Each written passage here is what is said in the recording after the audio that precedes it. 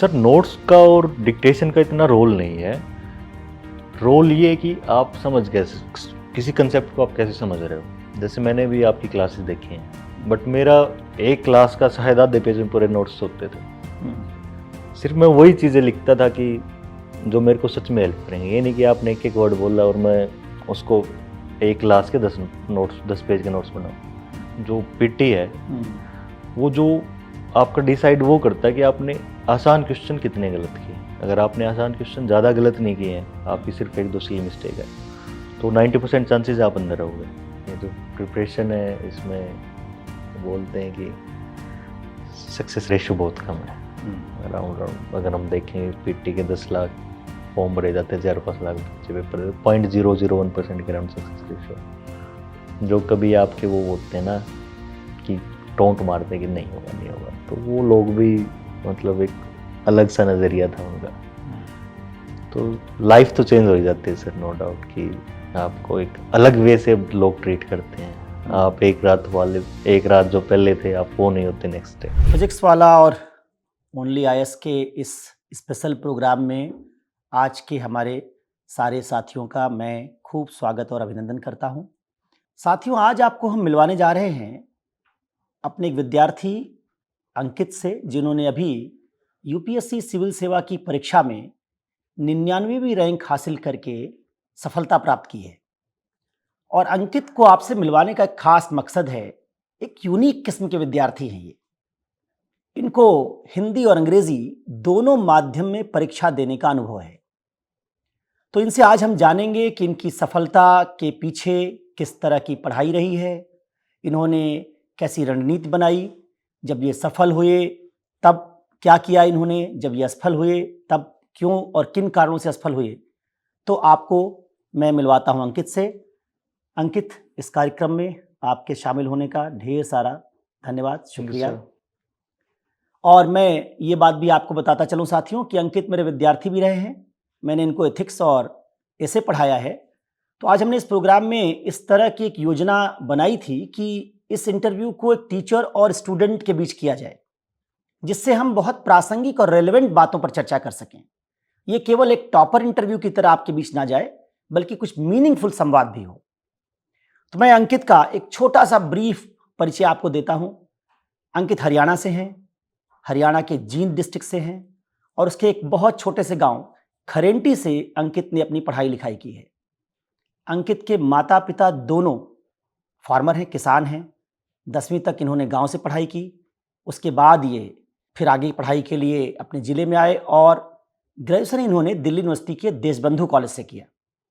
और 2017 में अंकित ने सिविल सेवा की अपनी तैयारी की यात्रा शुरू की अपना ग्रेजुएशन करने के बाद। अंकित, आज के सवाल जवाब के सत्र में हम लोग कुछ ऐसे सवाल करेंगे जिसमें आपकी तैयारी का जो पूरा एक यात्रा रही है उससे आप विद्यार्थियों को परिचित करा पाएं, और इसलिए हमने पूरी इस बातचीत को 3 हिस्सों में बांटा है। एक आपका जो जर्नी रहा है, उसके एक्सपीरियंसेस रहे हैं, उनके बारे में बातचीत करेंगे। दूसरी बातचीत हम करेंगे आपसे मुख्य परीक्षा की तैयारी को लेकर, या पहले प्रीलिम्स की तैयारी को लेकर बात करेंगे, और फिर आखिर में मुख्य परीक्षा की तैयारी को लेकर, और उसमें भी जो विषय मैंने आपको पढ़ाए इथिक्स और ऐसे, उन पर मैं बात करूंगा कि आपने क्या खास किया और कैसे उसकी तैयारी की। तो इन 3 भागों में हम आपसे सवाल आज पूछने जा रहे हैं।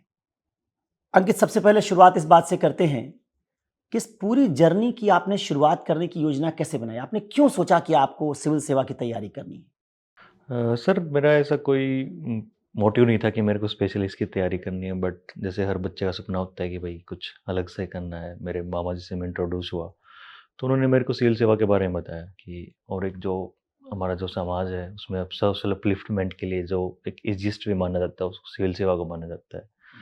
तो स्टार्टिंग से मेरा एम्बिशन था, एम्बिशियस था, कुछ अलग करने का, हटके करने का। जैसे आपने मेरे को अब इंट्रोड्यूस करवाया कि मेरी जो फैमिली फार्मर बैकग्राउंड से है, तो मेरी फैमिली को कोई आइडिया नहीं था कि ये चीज़ क्या है। तो एक अलग से कुछ अलग करना है, लीक से हट के मेरी फैमिली के, तो मैंने इसलिए सोचा कि सिविल सेवा में मेरे को जाना चाहिए सर। पहली बार आपको कब पता चला कि सिविल सेवा जैसी कोई सेवा होती है और इसकी परीक्षा होती है? सर मैं 11th स्टैंडर्ड में था, जब मेरे को फर्स्ट टाइम इसके बारे में पता चला, और मेरे मामा जी थे जो पहले यहाँ पे दिल्ली रहते थे, वो इसकी प्रिपरेशन करते थे, तो उन्होंने मेरे को इससे इंट्रोड्यूस करवाया था सर। अच्छा, तो जब आपने इसकी तैयारी करने की बात सोची, सीरियसली जब आपने सोचा तैयारी करेंगे इसकी, तो वो कब कौन सा समय था? ग्रेजुएशन करने के बाद या पहले ग्रेजुएशन करने के दौरान? सर ग्रेजुएशन के लास्ट ईयर में सर वो सीरियस थॉट आया था मेरे अंदर कि अब एक ट्राई मेरे को करना चाहिए, क्योंकि ग्रेजुएशन के भी 2 साल हो गए थे और 2 साल में ऐसा कुछ किया नहीं था। बट एक सीरियस अब टर्न आ गया था कि वो ज़िंदगी में थोड़ा-सा सेटल होना है, कुछ करना है। तो ग्रेजुएशन के लास्ट ईयर में मैं बोल सकता हूँ कि मेरे अंदर एक थॉट आया है। तो मैंने ग्रेजुएशन के लास्ट ईयर में एक सीरियस थॉट मतलब लिया था। 2017 से आपने 16 से। 16-17 से आपने इसके बारे में तैयारी करने के बारे में सोचना शुरू किया। अच्छा, अब जब आपने तैयारी की योजना बनाई अंकित, तो आपके दिमाग में डर नहीं था क्या कि ये फेल भी हो सकता हूँ मैं, मुझे कुछ और करना चाहिए? या आप सीधे सिविल सेवा में आपने सोचा और फिर लग गए कि नहीं यही एग्ज़ाम है, इसी को क्रैक करना है, कोई और करियर उसके बारे में नहीं सोचना है? सर जब हम स्टार्ट करते हैं तो स्टार्ट में फेल करना होने का नहीं सोचते सर। वो एक नया-नया जोश होता है सर। तो उस टाइम पे एक आइडिया नहीं था कि फेल भी हो सकते हैं, नहीं हो सकते, नई एनर्जी थी। और स्टार्टिंग से सर मैं पढ़ाई में अच्छा था, तो ऐसा कभी नहीं हुआ कि मैं फेल हो सकता हूँ। बट जैसे-जैसे जर्नी आगे बढ़ती गई, तो रियल डेप्थ का इसका सर एहसास होता गया कि ये अलग है, कि फेल होने वाला एग्ज़ाम है? फेल होने वाला एग्ज़ाम भी है। तो सर ऐसा नहीं है कि मेरे को स्टार्टिंग से बिलीव था कि हो जाएगा, बट एक एनर्जी थी, ऑप्टिमिज़्म था सर कि कर लेंगे। तो पहला अटेम्प्ट आपने कब लिया? सर मैंने 2018 में पहला अटेम्प्ट लिया था सर। तो 2018 में पहला अटेम्प्ट लिया और उसमें क्या रिज़ल्ट रहा? सर उसमें मैंने मेंस लिखा था सर। मेंस अच्छा, सर प्रीलिम्स क्वालीफाई यस करके सर, आप पहले अटेम्प्ट में? फर्स्ट अटेम्प्ट में सर मैंने प्रीलिम्स क्वालीफाई कर लिया था, और मेरा mains sir I think 40 marks से रह गया था सर। हुँ। फिर सर उसके बाद मैंने दूसरा अटेम्प्ट लिया 2019 में, सेम वही फेट, प्रीलिम्स हो गया, और फिर वो शायद 20 मार्क्स से फिर सेकंड मेरा मेंस रह गया था सर। तो इसका मतलब 18-19 में दोनों बार यस सर। आपका प्रीलिम्स हुआ, यस सर। लेकिन आप मेंस क्वालीफाई नहीं कर पाए। तो जब ऐसा आप मेंस क्वालीफाई नहीं कर पाए, तो डर लगा, ऐसा लगा कि कुछ और करियर ऑप्शन के बारे में सोचना चाहिए और कोई और दिशा में देखना चाहिए, कुछ ऐसा लगा? सर उस टाइम तक नहीं लगा था, बट डर हो धीरे-धीरे होने लग गया था, क्योंकि उससे पहले सर असिस्टेंट कमांडेंट का भी मेरा एग्ज़ाम निकल गया था। तो एक होप थी कि हो जाएगा। हुँ, ये गिव अप वाला नहीं आया था कि भई कुछ और ऑप्शन भी अपनाना चाहिए सर। हुँ। बट जब 2020 में पीटी फेल हुआ मैं, 2020 में आप पीटी फेल कर गए। यस, 2018 में पहले अटेम्प्ट में पीटी पास किया, 19 19 में पीटी पास किया, 2020 में पीटी पीटी फेल फेल कर कर गए। गया सर मैं। हाँ। तो उस टाइम पे कुछ तो कोरोना का टाइम था सर, वैसे ही नेगेटिव माहौल था, हुँ, और फिर उस टाइम पे थोड़ा लगा कि यार मेरे से नहीं होगा अब। हुँ। वो पता नहीं माइंडसेट में, सबकॉन्शियस माइंड में कहाँ से आया, मेरे को नो आइडिया।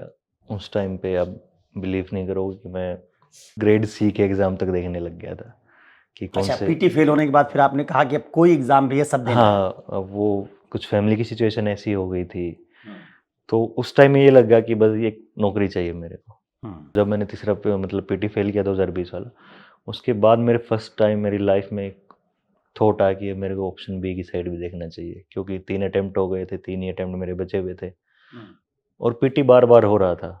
हुँ, बस स्टार्टिंग में हो गया था, बट उस टाइम भी उम्मीद थी कि हो जाएगा, बट वो मेंस का डर, स्टार्टिंग में मेंस नहीं हो रहा और फिर पीटी भी फेल हो गया, तो तब लगा कि यार शायद ये नहीं होगा अब। हुँ, तो उसके बाद मैंने ऑप्शन बी की साइड में गया सर। हुँ। अच्छा, तो ये आपने कुल कितने अटेम्प्ट दिए जिसमें आप फाइनली सेलेक्ट हुए? इस वाले अटेम्प्ट तक कितने अटेम्प्ट दिए सर ये आपने? मेरा चौथा अटेम्प्ट था सर, चौथा फोर्थ अटेम्प्ट था। अटेम्प्ट। Yes sir. तो 2 अटेम्प्ट में आपने मेंस लिखा, 1 अटेम्प्ट में पीटी फेल हुए और फिर चौथे अटेम्प्ट में आप फाइनली यस सर। सेलेक्ट हो गए यस सर। और इंडियन फॉरेन सर्विसेज आप ऑप्ट करेंगे। अभी सर सर्विस एलोकेट नहीं हुआ, बट जो ट्रेंड चल रहा है जिससे मेरी मोस्टली बात हुई, तो आइडिया लग रहा है कि 99% मैं श्योर हूँ कि फॉरेन सर्विस होगा। हुँ। बाकी अब एक नेक्स्ट मंथ सर्विस एलोकेशन आ जाएगी तो कंफर्म तभी हो जाएगा सर। अच्छा, आपने आईएएस के साथ पीसीएस की तैयारी भी की या सिर्फ आईएएस की तैयारी करते रहे? सर मैंने कोई स्पेशल अलग से पीसीएस की तैयारी नहीं की है। हुँ, आईएएस की तैयारी मेरे लिए सफिशिएंट थी। 2021 में मैंने यूपी पीसीएस का पीटी दिया। हुँ, मेरे एक सीनियर के कहने पे, मन नहीं था बट मैं देने चला गया। मेरा पीटी हो गया। क्योंकि 21 वाला सर मैंने अटेम्प्ट ड्रॉप कर दिया था। हुँ, मेरा सिर्फ फोकस हरियाणा सिविल सर्विसेज पे आ गया था, फिर एचसीएस पे। हुँ, 21 वाला मैं पीटी देने गया, यूपी का मेरा हो गया। फिर मेंस आया, मेंस भी हो गया, क्योंकि मैंने मीडियम वहाँ से चेंज किया। एक्चुअली ये मेरी लाइफ का बहुत टर्निंग पॉइंट है। अच्छा, इस पे हम लोग जरूर बात करेंगे कि आपने मीडियम क्यों चेंज किया। यस सर, और मेरी लाइफ का टर्निंग पॉइंट है, मैं बोल सकता हूँ कि जो मैंने मीडियम चेंज किया, कुछ नए लोगों से मिला सर मैं, तो उन्होंने मोटिवेट भी किया, गाइड भी किया। तो 21 में सर फिर पीटी दिया यूपी का, हरियाणा का, मेरे दोनों पीटी हो गए, दोनों मेंस भी हो गए और मैं दोनों में सिलेक्ट भी हो गया।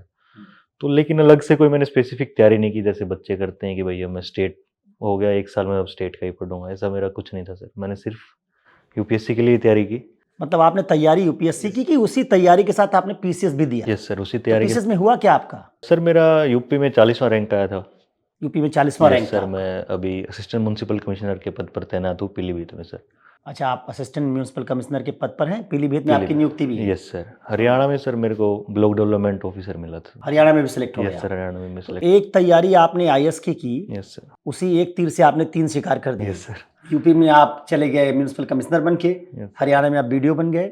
इसका मतलब हमारे जो स्टूडेंट्स इस प्रोग्राम को देख रहे हैं उनके लिए एक अच्छा मैसेज हो सकता है कि इस एक एग्जाम की तैयारी अगर आप सीरियसली करते हैं तो आप पीसीएस के लिए कोई खास अलग तैयारी करने की आपको जरूरत नहीं होती। यही बात अंकित? मैं तो सर यही मानता हूँ, आप बाकी यही अलग मानते अलग की अलग अलग स्ट्रेटेजी है सर। अच्छा अंकित, ये जो आपने तैयारी की, अब इसके बारे में अगर हम अपने जो इस प्रोग्राम को देखेंगे साथी, क्योंकि आप तो मेरे साथ जुड़े रहे हैं, तो कई बातें मैं आपसे वो भी पूछूंगा जो मैं जानता हूँ, यस सर। क्योंकि वो मैं जानता हूँ लेकिन स्टूडेंट्स जो देखेंगे इस प्रोग्राम को वो नहीं जानते। Yes sir. आपने पीटी को लेके किस तरह का अप्रोच बनाया? पीटी लोगों का फेल होता है, जनरली लोग फेल होते हैं इसमें, पीटी नहीं निकाल पाते।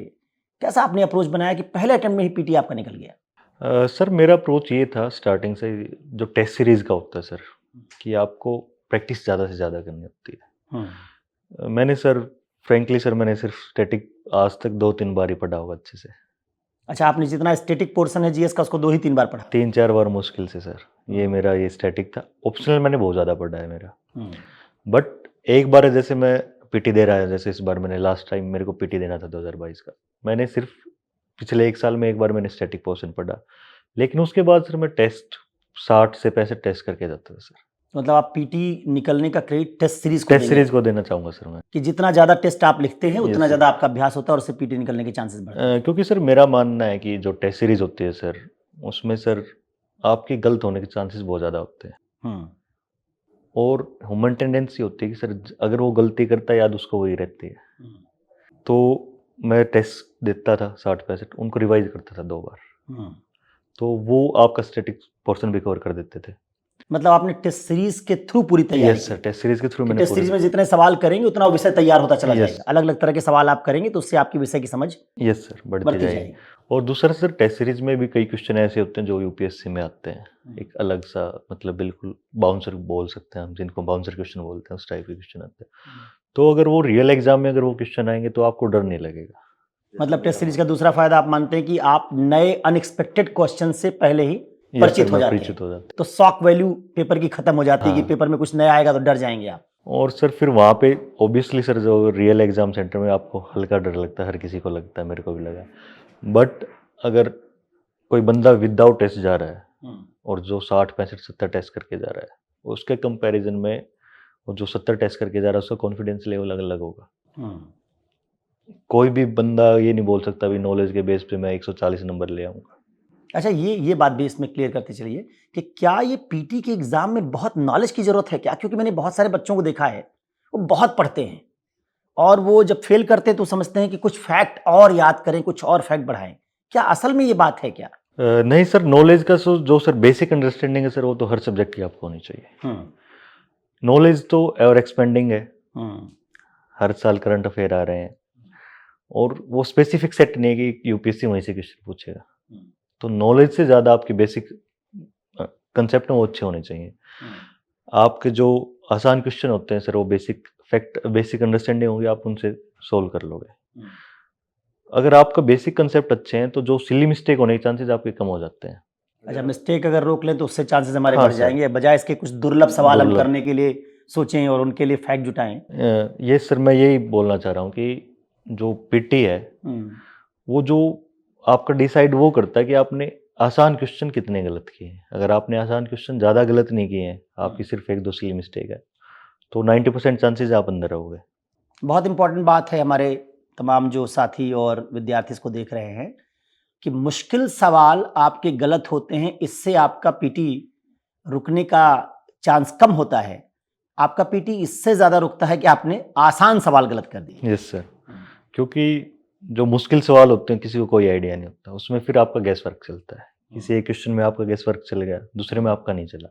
सेम सिचुएशन जो नेक्स्ट कैंडिडेट है उसके साथ भी वही होगी। तो मुश्किल सवाल, मेरा मानना है कि मुश्किल सवाल आपका सिलेक्शन नहीं रोक सकते। आपके आसान सवाल आपने कितने गलत किए हैं, आपका पीटी उस पर डिपेंड करता है।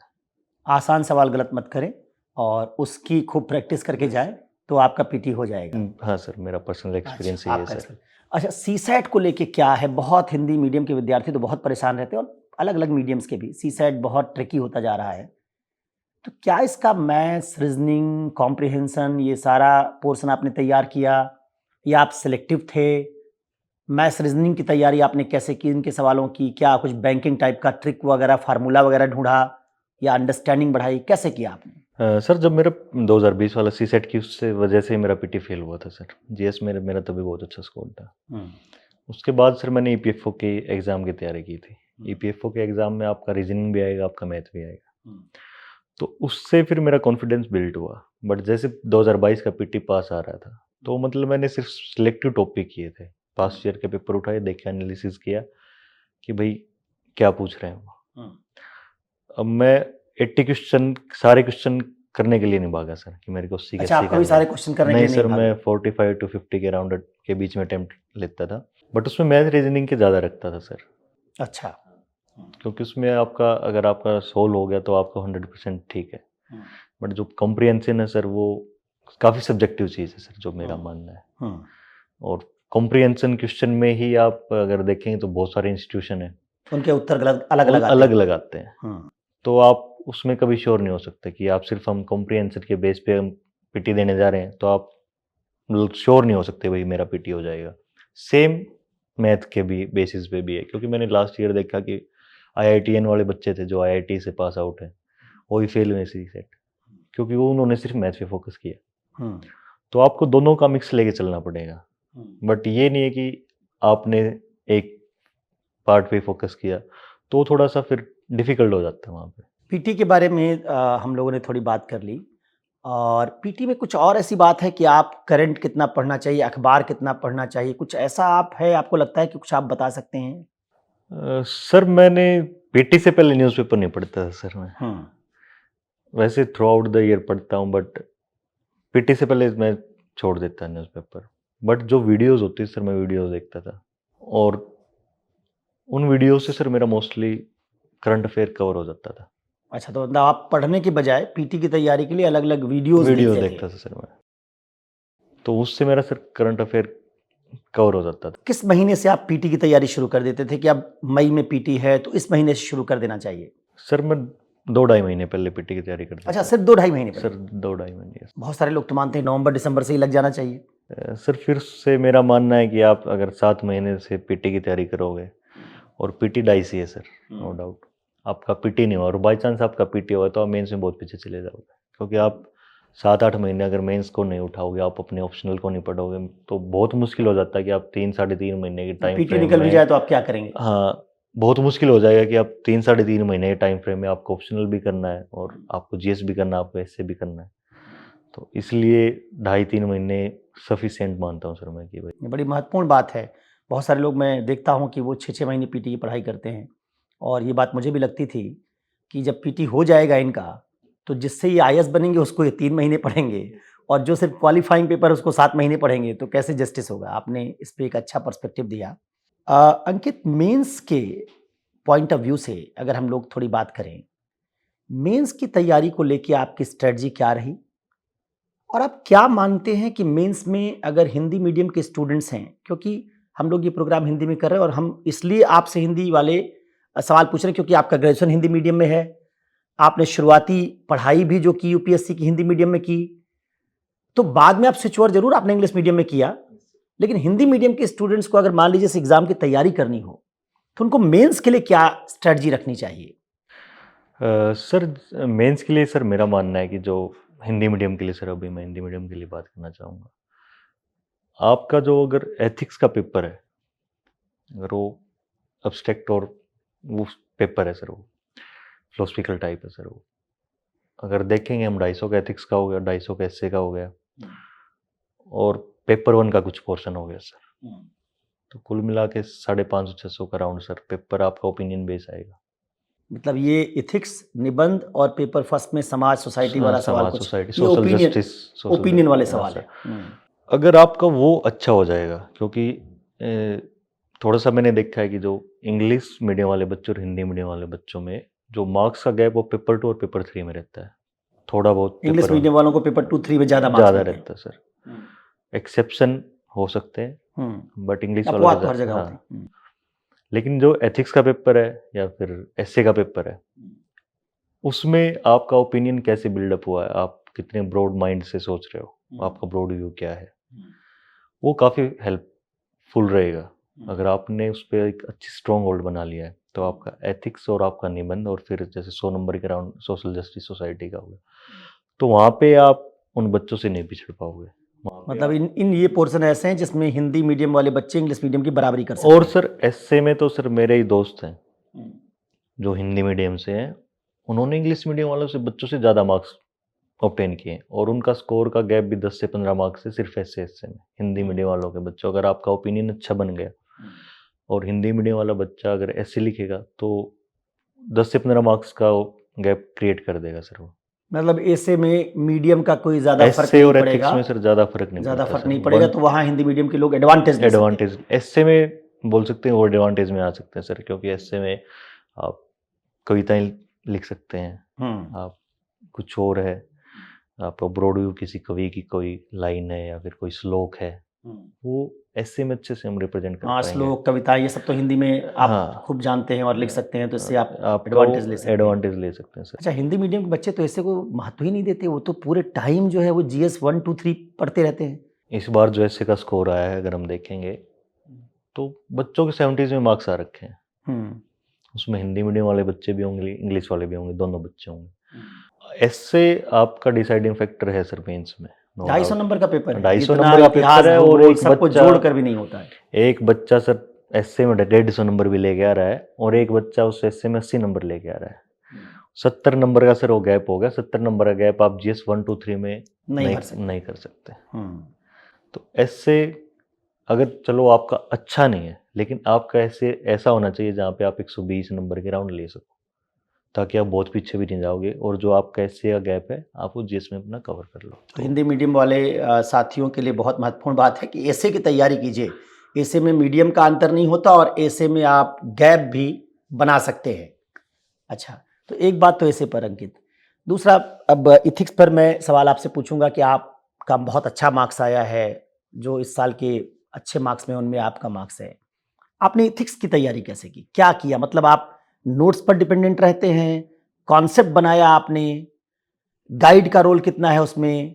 आप एथिक्स की तैयारी को लेके थोड़ा-सा 1-2 मिनट हमारे जो व्यूअर हैं उनको बताएँ। सर जब मैं फर्स्ट टाइम मैंने मेंस 2018 में मेंस लिखा था, और शायद फर्स्ट टाइम तभी आपसे मेरी हाँ, मुलाकात हुई थी। 2018 में आप मुझसे मिले थे एथिक्स के लिए। और मेरे को अभी भी याद है, मेरे को एथिक्स में मीन्स और एंड्स और डिओन्टोलॉजिकल और टेलियोलॉजिकल थ्योरी को छोड़ के कुछ नहीं पता था एथिक्स होता क्या है।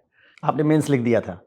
नहीं, मतलब उस टाइम जब मैं आपसे मिला था। अच्छा, जब मुझसे मिले थे। फिर मैं आपसे मिला, आपके पास मैंने टेस्ट सीरीज लगाई, क्रैश कोर्स, फिर नेक्स्ट ईयर मैंने क्रैश कोर्स किया। मेरा मानना है नोट्स से ज़्यादा आपका ओपिनियन कैसा है। नोट्स से सब सेम चीज़ लिख के आएंगे, रट्टा मार लेंगे, लेकिन आप प्रेजेंट कैसे कर पाओ, क्योंकि वो जो पेपर आएगा वो नोट्स से नहीं आएगा, वो बिल्कुल नया होगा। तो इतना बच्चे नोट्स के पीछे भागते क्यों हैं? सारे बच्चे क्लास में डिक्टेट, अभी भी मैं पढ़ाता हूँ तो बच्चे इस पर ज़्यादा परेशान रहते हैं कि डिक्टेट करवा दीजिए, सारा नोट्स लिखवा दीजिए। तो क्या इस पेपर में नोट्स और डिक्टेशन का इतना रोल है? सर नोट्स का और डिक्टेशन का इतना रोल नहीं है। रोल ये है कि आप समझ कैसे, किसी कंसेप्ट को आप कैसे समझ रहे हो। जैसे मैंने भी आपकी क्लासेस देखी हैं, बट मेरा एक क्लास का शायद आधे पेज में पूरे नोट्स होते थे। सिर्फ मैं वही चीज़ें लिखता था कि जो मेरे को सच में हेल्प करेंगे। ये नहीं कि आपने एक एक वर्ड बोला और मैं उसको एक क्लास के 10 पेज के नोट्स बनाऊँ, और आप फिर उसको कभी ना पढ़ पाओगे, ना रिटेन कर पाओगे। तो नोट्स या डिक्टेशन से ज़्यादा है कि टीचर क्या पढ़ा रहा है, आप उसको समझो। की आइडियाज़ क्या है उसमें? आइडियाज़ क्या है, और ट्राई टू लिंक कि भाई न्यूज़पेपर में ये जो चीज़ें आती हैं, अगर आप मेंस लिख रहे हो तो आपकी अंडरस्टैंडिंग तभी डेवलप होगी अगर हम टीचर ने क्या पढ़ाया उसका ओपिनियन क्या है और उसको हम खुद सोचें। न्यूज़पेपर अगर हम उठा के देखेंगे तो आपका एथिक्स का मोस्टली पेपर वहाँ से आ जाएगा, क्योंकि न्यूज़पेपर में हर दिन 3-4 एथिकल एग्जाम्पल जरूर मिल जाएंगे कहीं ना कहीं, और वो तभी अंडरस्टैंडिंग डेवलप होगी उसकी। नोट्स से आप कंजर्वेटिव हो जाओगे, एक चीज़ है बस ये मैंने रट्टा मार लिया पढ़ लिया, उसका कोई फ़ायदा नहीं होगा, क्योंकि हर साल इवोल्व हो रहा है पेपर। इस बार जो हमने देखा था एथिक्स का पेपर देखा था कि शायद बच्चे के पास सिर्फ एक बार पढ़ने का टाइम था। इतना लेंदी पेपर आया था। इतना लेंदी पेपर था कि अगर बच्चे ने एक बार पढ़ लिया, जो समझ में आगा लिख दिया। अगर सिर्फ आप नोट्स के भरोसे जाओगे तो नोट्स से पेपर नहीं आएगा। तो आपको ऑन द स्पॉट आपका ओपिनियन बिल्ड करना पड़ेगा। तो ये जो आपने कई बार ओपिनियन बिल्ड करने की बात कही, अगर एक नए बच्चे को ओपिनियन बिल्ड करना हो तो बिल्ड कैसे करें? मतलब उसका क्या तरीका हो सकता है, कैसे ओपिनियन बिल्ड कर सकता है? इस ओपिनियन बिल्ड करने की प्रोसेस की शुरुआत कैसे करें? सर प्रोसेस की शुरुआत मेरा ये मानना है कि जो आपके आसपास चीज़ें क्या हैं, एक बार आप उनको देखो। आप वो हर चीज़ को आप किसी भी सिचुएशन में खुद को आप सेंटर में रख के देखो कि आपका ओपिनियन आपको कैसे इफेक्ट करेगा। मतलब कोई घटना आपको इफेक्ट घटना कैसे कैसे करेगी? इफेक्ट करेगी अगर आप, और फिर उसको रख के देखो कि सामने वाला के साथ इस मतलब मैं कोई ओपिनियन कोई सिचुएशन है और उसमें एक तो मैं हूँ और एक सामने वाला बंदा है, क्योंकि मैं अपने लिए कभी बुरा नहीं चाहूँगा। तो आपका ओपिनियन तभी एक सोसाइटी के लिए एथिकल वे में तभी आपका ओपिनियन बिल्ड हो पाएगा जब मैं खुद के लिए गंदा नहीं चाहूँगा। अगर हम वैसा ही सामने वाले के लिए सोचने लगेंगे तो अपने आप वो ओपिनियन डेवलप होता जाएगा। उसको मतलब वो आप कांटियन तरीका कि हर जगह दूसरे की यस जगह सर अपने आप को रख के सोचे, रख तब डिसीजन यस के लिए सर सोचिए कि डिसीजन कितना बदलेगा। कितना बदलेगा। अच्छा। और जो मैं न्यूज़पेपर को सर इसमें एथिक्स के जो प्रिपरेशन में न्यूज़पेपर के जो काफ़ी मतलब क्रेडिट देना चाहूँगा सर, क्योंकि न्यूज़पेपर फुल ऑफ ओपिनियन से बनता है आता है सर, अलग अलग ओपिनियन होते हैं। तो एक बार आप उनको सोचो, पढ़ो क्या है वो चीज़ें, सोसाइटी को कैसे इम्पेक्ट करेंगे। सिर्फ ये नहीं कि भाई इसने ये बोल दिया और हमने फेस वैल्यू पे ले लिया। एक बार आँख बंद करके हमें खुद सोचना चाहिए। अच्छा, एथिक्स के लिए एक तो ओपिनियन वाली बात हो गई, न्यूज़पेपर हो गया, और आपने कहा कि मेरी कुछ क्लासेस आपने क्रैश कोर्स और टेस्ट सीरीज़ किया। इसके अलावा एथिक्स के लिए आपने कुछ पढ़ा? सर इसके अलावा तो सर मैंने ऐसा कुछ नहीं, बस पास्ट ईयर के पेपर इतने से आपका काम इतना चल सर गया? मेरा इतने से ही मतलब काम क्रैश चला। कोर्स से और टेस्ट सीरीज़ से? और टेस्ट सीरीज भी सर एक बार ही लगाई थी सर आपके, वो 4-5 टेस्ट लिख के गया था। उससे ज़्यादा सर टेस्ट से भी फिर वो मेरे को समझ में आ गया, लिखने से ज़्यादा कोई फ़र्क नहीं पड़ेगा। फ़र्क मैं सोच कैसे रहा हूँ चीज़ों को, उससे फ़र्क पड़ेगा। और जो इसमें थ्योरी वाला पोर्शन होता है सर वो बहुत ज़्यादा मैटर करता है, क्योंकि आपने ही बताया था कि थ्योरी वाले पोर्शन में बच्चों के 10 में से 2-2 ढाई-ढाई नंबर आ रहे हैं। तो वो वहाँ पे बच्चा 130 में 40 नंबर मुश्किल से ले रहा है। और वो अगर आपका अंडरस्टैंडिंग अच्छी होगी सब्जेक्ट की, वो वही 40 नंबर आपके वो 60-65 नंबर के राउंड आ जाएंगे। जो हमारे साथी यहाँ देख रहे हैं और तैयारी करने जा रहे हैं, उनके लिए आप क्या कहेंगे कि शुरू से जब तैयारी करें, शुरू में आएँ तो डरे नहीं, इसी एग्ज़ाम की अकेले तैयारी करें, या शुरू से ही ढेर सारे करियर ऑप्शन सोचना शुरू कर दें? और तैयारी करें तो वो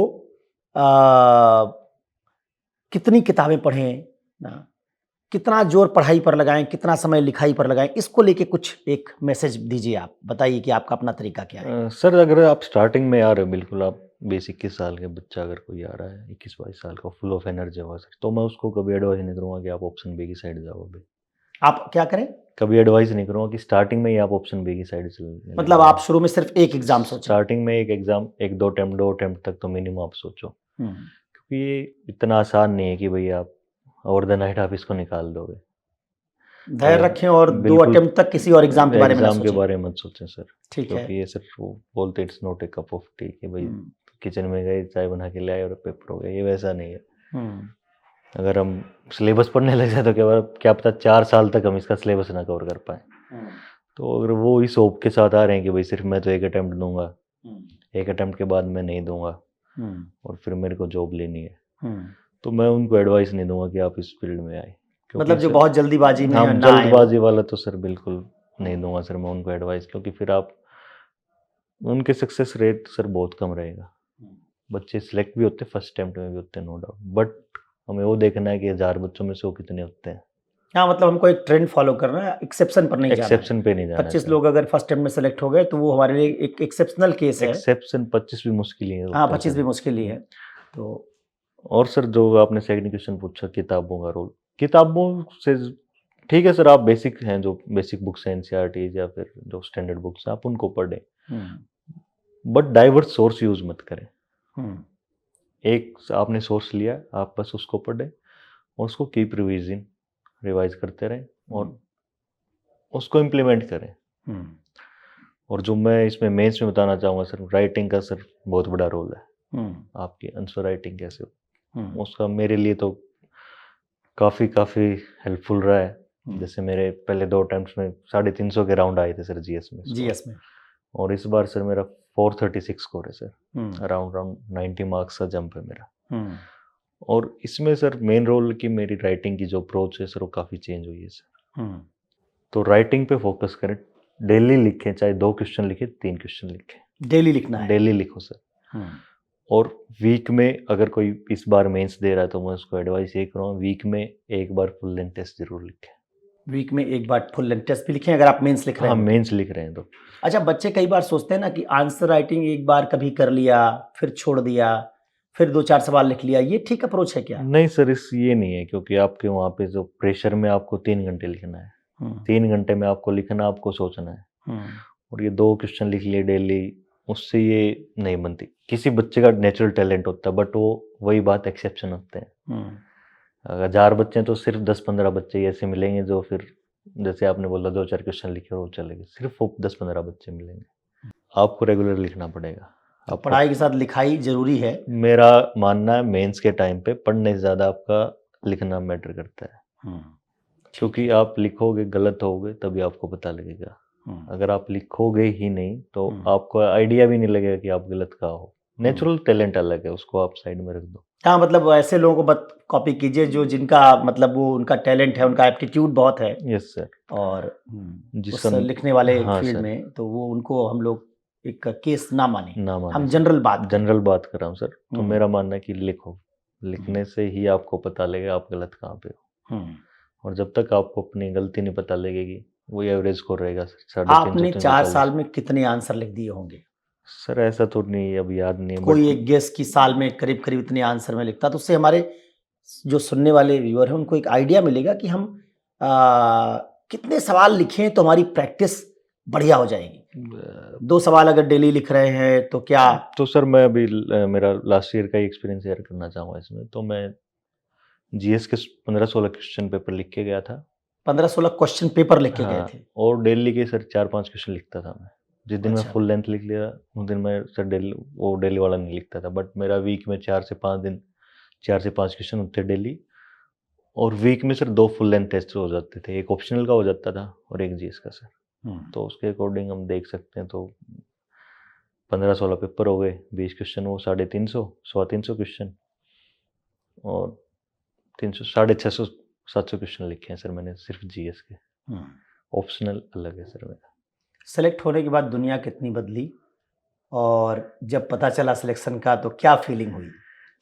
सर जब सिलेक्शन का पता लगा तो विश्वास नहीं हुआ सर, क्योंकि विश्वास नहीं हुआ? नहीं हुआ सर, क्योंकि जो मेरा बैकग्राउंड है, जहाँ से मैं आया हूँ, जहाँ से मैं बिलोंग करता हूँ, तो कुछ चीज़ें हैं सर जो हम वर्ड्स में एक्सप्रेस नहीं कर पाते। तो ये चीज़, वो शायद one of the happiest day in my life होगा सर। तो विश्वास नहीं हुआ फर्स्ट थिंग, क्योंकि मैंने टॉप 100 तो कभी एक्सपेक्ट भी नहीं किया था। जैसे बच्चे टारगेट लेके चलते हैं मैं टॉप 50 में आ रहा हूँ, मेरा था बस ये कि लिस्ट में आ जाऊं तो अच्छा रहेगा। ये भी नहीं पता था कि मैं लिस्ट में आ रहा हूँ या नहीं आ रहा। और जब देखा कि 99 है तो मतलब मैं बोल नहीं पाया कि आप कहाँ थे उस समय जब रिजल्ट आया? सर मैं एक्चुअली जहाँ पे मैं रहता वहाँ पे था, मैं सोने की ट्राई कर रहा था। मेरा दोस्त था, उसने भी इंटरव्यू दिया था, अनफॉर्चुनेटली उसका नहीं हुआ। 1:30 के अराउंड टाइम था सर, मैं ट्राई कर रहा हूँ सो जाऊँ। उसने बोला एकदम रिजल्ट आ गया। तो दोपहर की बात है? हाँ, दोपहर की बात है। अच्छा। तो फिर मैंने उसी को बोला कि तो उसने पहले अपना चेक किया, तो उसका नहीं हुआ। फिर चेक किया मेरा, तो हो गया। बट वो खुशी भी थी और गम भी था, क्योंकि जो बंदा था सर, वो हम साथ में रहते हैं, साथ में तैयारी की हमने। बट फिर भी वो सर एक्सप्रेशन में मतलब एक्सप्रेस नहीं कर सकता कि कैसा फील हुआ था मेरे को उस टाइम पे। उसके लिए दुख पेरेंट्स को कब पता चला? उसी टाइम सर, थोड़ी सी देर बाद मैं खुद को थोड़ा सा काम डाउन किया कि हम्म, मैं बात कर सकूं, क्योंकि हम्म, इस टाइम पे आवाज़ नहीं निकल रही थी मेरे की हम्म, क्या हो गया एकदम से। और टोटल लाइफ चेंज हो जाती है उस टाइम पे, हम्म, जिस टाइप का एग्ज़ाम है। हम्म, तो 1-2 मिनट बाद मैंने कॉल किया, हम्म, मेरे फादर को कॉल किया, मेरे भाई को कॉल किया, मदर को कॉल किया मैंने। हम्म, तो तब पता लगा सर। हम्म। कब घर गए उसके बाद? उसके बाद सर मैं 23rd को रिजल्ट आया था, 26 को घर गया था सर मैं। तो उसके बाद आपको सब कुछ बदला नजर आया होगा। हाँ सर, क्योंकि ये जो प्रिपरेशन है इसमें बोलते हैं कि सक्सेस रेशियो बहुत कम है।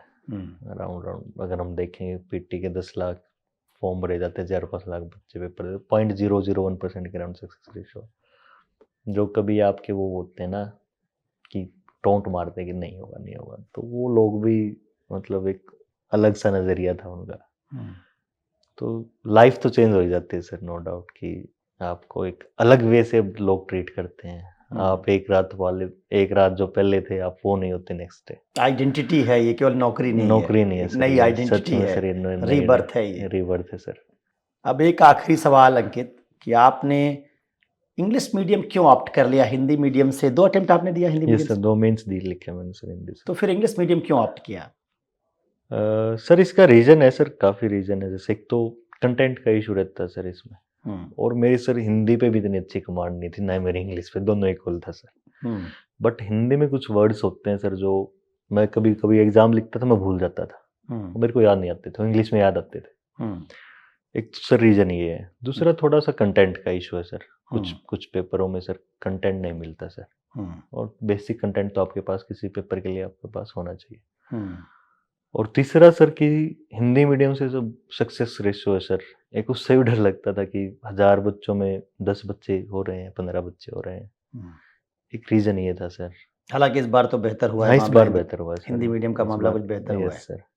तो आपको हम लोग आधा हिंदी मीडियम आधा इंग्लिश मीडियम का मानेंगे। हाँ सर, इंटरव्यू आपने हिंदी मीडियम में हिंदी दिया, में दिया, यस सर। हिंदी में दिया, और मेंस मेंस में इंग्लिश में इंग्लिश में लिखा, और लिखा। उसके पीछे भी हिंदी की हिंदी, तैयारी का एक 2 अटेम्प्ट का यस जर्नी सर। है।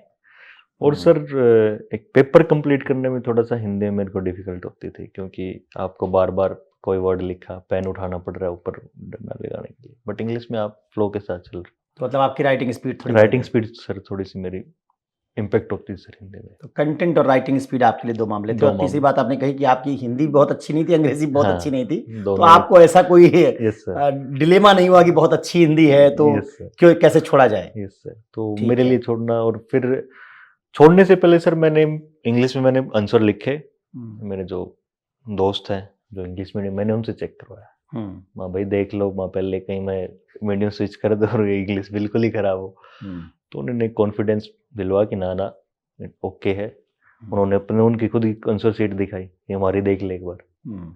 तो फिर वो थोड़ा हो गया, हाँ यार अगर प्रैक्टिस करूंगा तो इम्प्रूव हो जाएगी, इतना बड़ा और इशू दिल्ली नहीं हुआ। यूनिवर्सिटी में पढ़ने का भी शायद कुछ एक भरोसा रहा होगा कि देशबंधु कॉलेज से पढ़ यस चुके सर। हैं, तो ऐसा नहीं है कि यहाँ एग्जाम, लेक्चर्स तो अंग्रेजी में होते ही रहे यस होंगे। सर, एग्जाम भी इंग्लिश में ही थे। बट वो था कि एक क्राउड का जो सर, आपका जो सराउंडिंग कैसे सर मैटर वो करता है। मैंने जब प्रिपरेशन स्टार्ट की, मैंने सोचा था कि इंग्लिश मीडियम लूँगा, बट एक वो जो सराउंडिंग होती है, उन्होंने ऐसे डरा दिया कि यार इंग्लिश कैसे होगी, ये है वो है, ये तो एग्ज़ाम ऐसा है। तो वो डर बैठ गया मेरे अंदर हम्म, कि यार कहीं पेपर ही, कहीं एक सेंटेंस ही ना लिख पाऊँ मैं अच्छे से वहाँ पे।